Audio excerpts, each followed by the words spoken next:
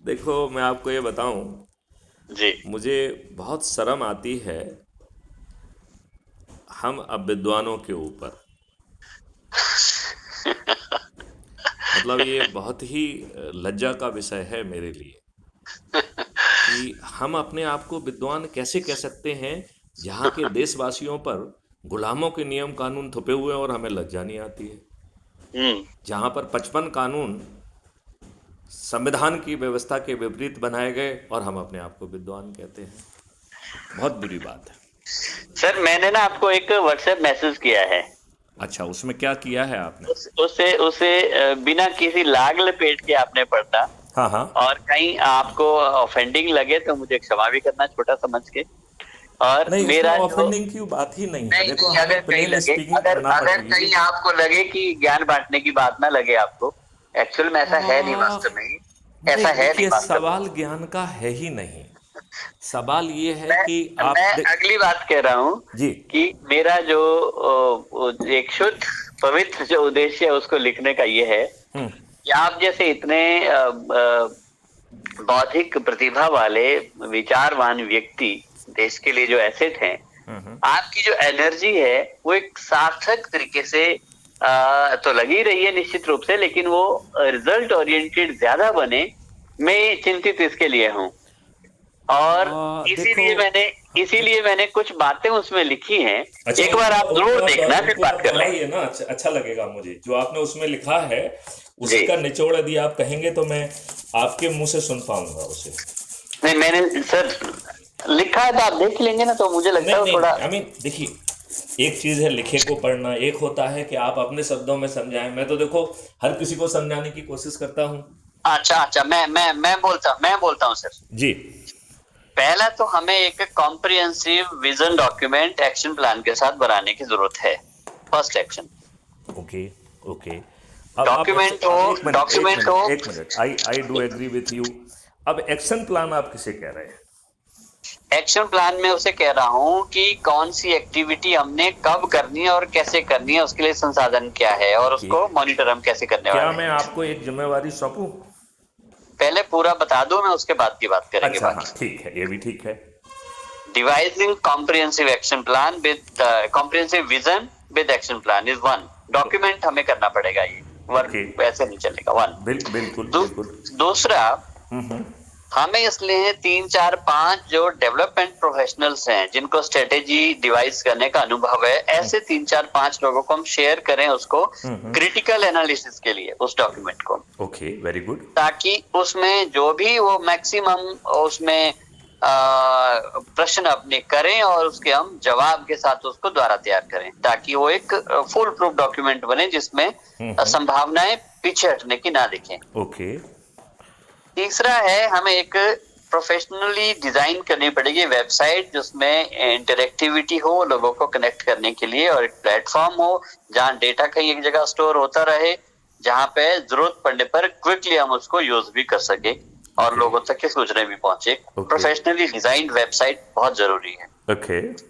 चौथी बात है, हमें क्वार्टरली प्लान्स को रिव्यू करने की एक प्रोसेस डालनी है कि जो भी हमने फर्स्ट 3 मंथ्स के लिए सोचा है उसको किया है, 3 महीने के बाद फिर बैठे, क्या सोचा था, क्या हुआ है। वो रिव्यू बहुत जरूरी है। जब तक वो नहीं होगा तो हमारा वक्त चलता जाएगा और हम अपनी थ्योरी में गुम हुए रहेंगे। बिल्कुल सही है। और उसका अगला है, जो भी हमने काम किए हैं उनको हम डॉक्यूमेंट करने की प्रोसेस करें। रिव्यू तो तभी होगा जब डॉक्यूमेंट होगी चीजें। और फिर हमें एनालाइज करना है जो एनविसेज्ड आउटकम हमारे थे और एक्चुअल रिजल्ट्स क्या आए हैं। वो एनालिटिक रिपोर्ट हमारी बनती रहनी चाहिए और इससे हमें जरूरत पड़ने पर हम मॉडिफाई भी कर पाएंगे अपने सोच को, तरीकों को और अपने मॉडस ऑपरेंडी को, जरूरत पड़ने पर। बिल्कुल सही, बिल्कुल सही। क्योंकि जिस रास्ते में चलने से मंजिल मिले वो रास्ता अच्छा है, जब हमें लग रहा है कि इस रास्ते से चलने से मंजिल लेट हो रही है और मिल नहीं पा रही, तो जाहिर सी बात है रास्ता बदलना पड़ेगा। तो उसके लिए हमें तैयार रहना पड़ेगा। और उसका अगला है कि हम इसके लिए जो भी लीगल और कंप्लायंसेस मैकेनिज्म है, जो भी इनिशिएटिव है, इसका वैधानिक आधार क्या है, उसको भी देखना पड़ेगा। कंप्लायंसिंग वाला मैकेनिज्म क्या है। और एक साथ मिनट, में एक मिनट, एक मिनट, इस पॉइंट को जरा इलाबोरेट करें, आप क्या कहना चाहते हैं? हम बात कर रहे हैं स्वस्थ भारत की, क्राइम फ्री इंडिया की हम बात कर रहे हैं। ये क्राइम फ्री इंडिया जो मिशन है, ये क्या है?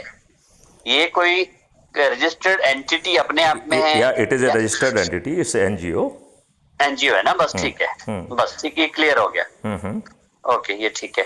इट और इज ए उसका रजिस्टर्ड एनजीओ, और इस एनजीओ ने एक राजनीतिक पार्टी को भी जन्म दिया है जिसका नाम है श्रेष्ठ आत्मनिर्भर भारत पार्टी। ठीक है, ठीक है, ठीक है, ठीक है, और ये हो वो गया। कोई राजनीति करने के लिए पैदा ही नहीं हुई है, वो सिर्फ ठीक जो है, है ठीक है, चंद्रगुप्तों को टिकट बांटने के लिए। नहीं, राइट, राइट, राइट, ठीक सर। मतलब इट और शुड बी वेरी क्लियर कि ये राजनीतिक नहीं हो पार्टी गया है। ना, हाँ, हाँ। लीगल एंटिटी है तो होगी ना, बात खत्म होगी, 8वां पॉइंट क्लोज हो गया हमारा। फिर प्रॉपर हमारा ऑफिस हो, कुछ लोग वहां पे काम करने वाले हो, और उसके लिए प्रॉपर बजट की व्यवस्था हो, बजट के साथ सस्टेनेबिलिटी प्लान इन हैंड हो। जब तक ये नहीं होगा, कोई इनिशिएटिव कभी नहीं चलेगा, जितनी मर्जी अच्छी ओपिनियन हमारी हो सकता है शुरू में हम अपने जितना भी अवेलेबल रिसोर्सेज हमारे हैं उनको लगा के हम शुरू कर दें, लेकिन वो लंबा चलता रहे, इसके लिए जब तक हमें वो प्लान नहीं है कि उनको खर्चे को कंपनसेट करने का, वो कैसे आएगा, कहां से आएगा, तब तक वो धरातल पर उतारने में दिक्कतें आएगी। बिल्कुल सही है, ये बड़ा जरूरी है। और उसके बाद जो एनर्जी हम एग्जॉस्ट कर रहे हैं, हमें वीकली एनालिसिस की ओर भी जाने की जरूरत है कि एनर्जी बहुत लग रही है। मैं देखता हूँ, आपके वीडियोस देखता हूँ, आप शाम तक एक दिन में कम से कम भी 10 लोगों से जरूर लंबी लंबी बात करते हैं और अपने सारे जो थॉट्स है उन तक पहुंचाने की कोशिश करते हैं। बट इतनी एक टैलेंटेड आदमी की इतनी एनर्जी लगने के बाद उसको रिजल्ट में कितनी कन्वर्ट हो रही है, ये एनालिटिक व्यू जो है ना, बहुत जरूरी है। देखो, मैं रिएक्ट करूं या अभी आपको एग्जॉस्ट करने दूं? मुझे एग्जॉस्ट होने के लिए 1 मिनट और चाहिए, बाकी तो जरूर, वही है। पहले आप जो है ना अपनी बात पूरी कह लें। जी, मैं जी, आपका जी। डॉक्यूमेंट भी पढ़ूंगा।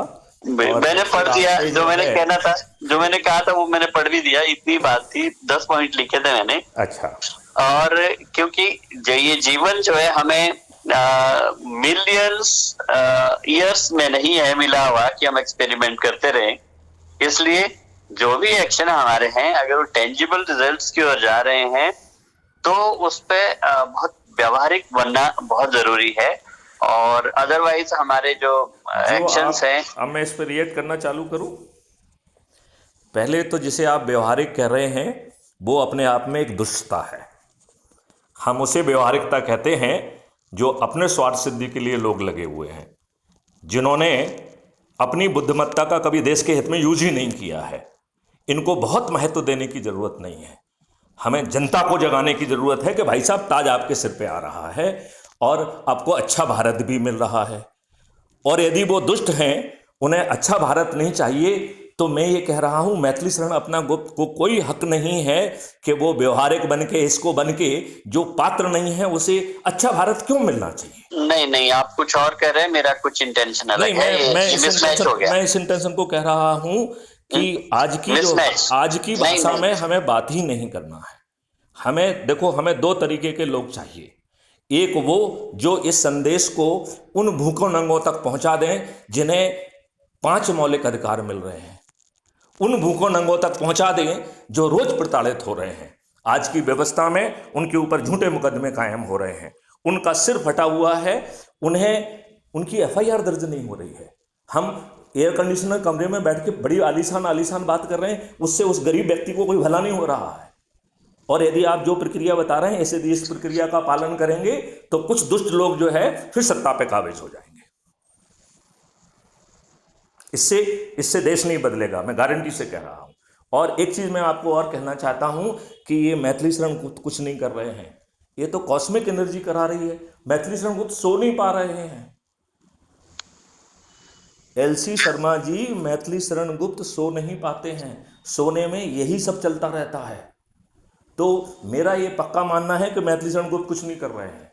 मैथिली शरण गुप्त जो है उस कॉस्मिक एनर्जी के निर्देशों को जमीन पर उतारने के लिए जो कुछ बन पड़ रहा है वो कर पा रहा है। और यही कारण है कि ऐसी एनर्जियां पैदा हो रही हैं जो अपने आप में बहुत प्रभुता संपन्न है, वो जुड़ जाएंगी।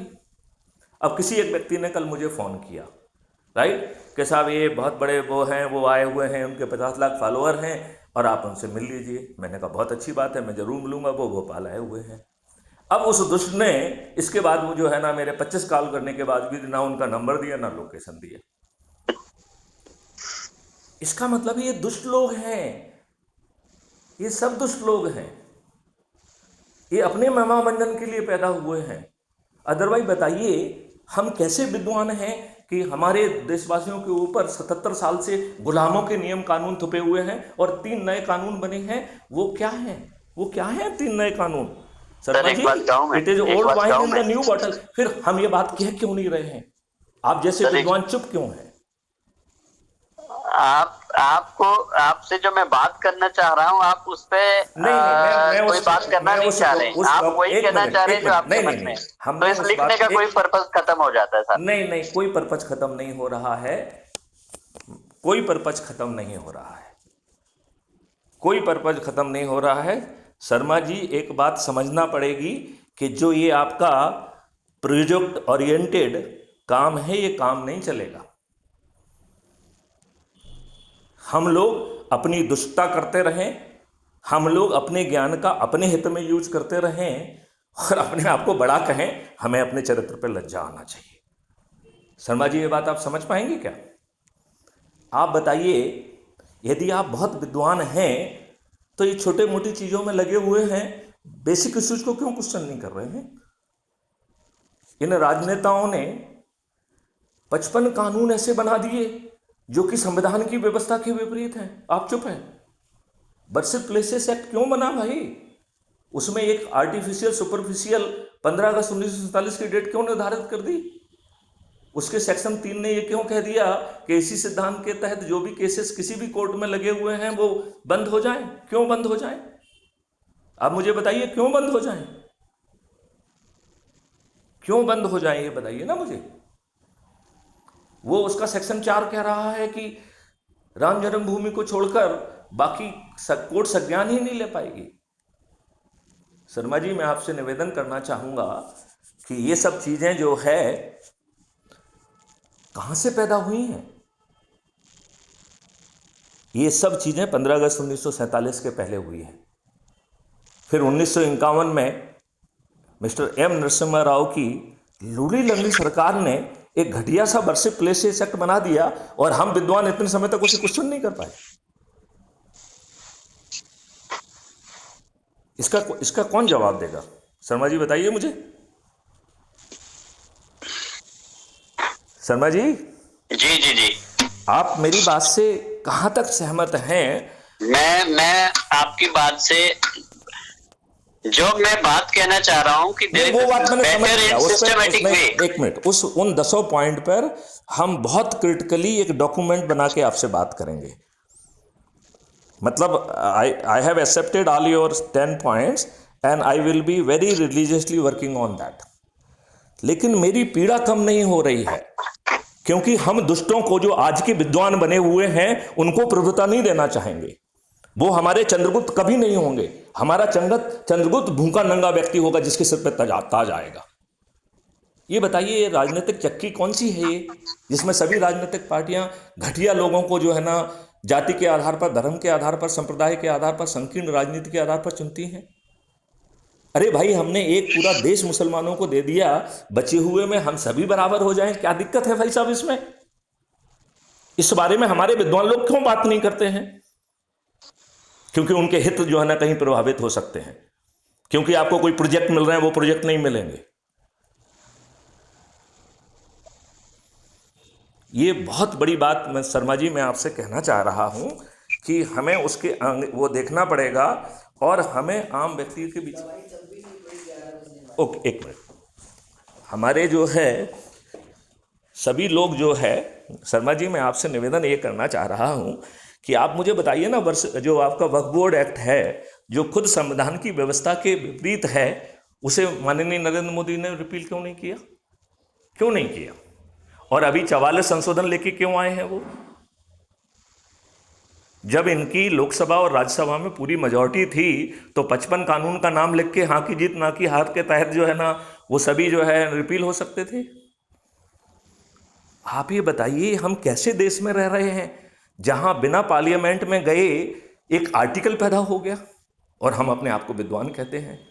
हमें तो इन विद्वानों पर लज्जा आती है। हम इन विद्वानों को विद्वान मानने के लिए तैयार ही नहीं हैं। ये दुष्ट लोग हैं, ये स्वार्थी लोग हैं, ये अपने लाभ के लिए जीने वाले लोग हैं। इनको बहुत ज़्यादा महत्व देने की ज़रूरत नहीं है।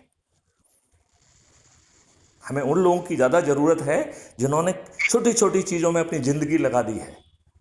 उनको जो है ये जो मॉडल्स बने हुए हैं उनको रिफाइनमेंट के लिए टास्क फोर्स का हिस्सा बनाना है। तो क्या आप मुझे उन तक पहुंचने में उनकी सूची बना के मदद कर सकते हैं? That is the point which you can do. आप हमें ज्ञान देने की बजाय, आपने ठीक कहा कि आपको ये ना लगे कि आप मुझे ज्ञान दे रहे हैं। मैं आपसे निवेदन ये करना चाहता हूं कि मुझे ज्ञान देने की बजाय आप साथ में ये भी लिखें कि साहब मैं इसमें आपकी इतनी मदद कर सकता हूं। अगर मैं दिल से कुछ वहां पे उद्गार लिख रहा हूँ, इसका मतलब है कि I am having a deep thought on this, तब मैं लिख रहा हूँ। थॉट नहीं, हमें क्रियान्वयन पे काम करना है। क्रियान्वयन तब होगा, I work in a very systematic manner. आप जैसे सिस्टमैटिक लोग, ढंग से काम करने वाले लोग, क्या नैतिक साहस रख रहे हैं सही को सही कहने का? सर ये नैतिक साहस ही है। अगर हम आपके साथ खड़े होने की बात कर रहे हैं, सोच रहे हैं, लिख रहे हैं, नैतिक साहस है ये। और हम इसी आपके इस मिशन को और बेहतर तरीके से जमीन पर मैं उन आपके सभी 10 पॉइंट से पूर्णतः एग्री हूं and I will prepare action plan on that. उसके बाद ही बात करेंगे सर, फिर बाद में। चलिए तो इस वार्तालाप को हम यहाँ वो कर देना चाहते हैं। और आपके माध्यम से मैं एक बात जन जन तक पहुंचाना चाहूंगा कि हमें 2 तरीके के लोगों की जरूरत है। एक जो मॉडल को रिफाइनमेंट में मदद करें और दूसरा जो जन जन तक इसे पहुंचाने की मदद करे। मुझे तीसरे व्यक्ति की जरूरत ही नहीं है। जय हिंद, जय भारत, वंदे मातरम, जय गुरुदेव।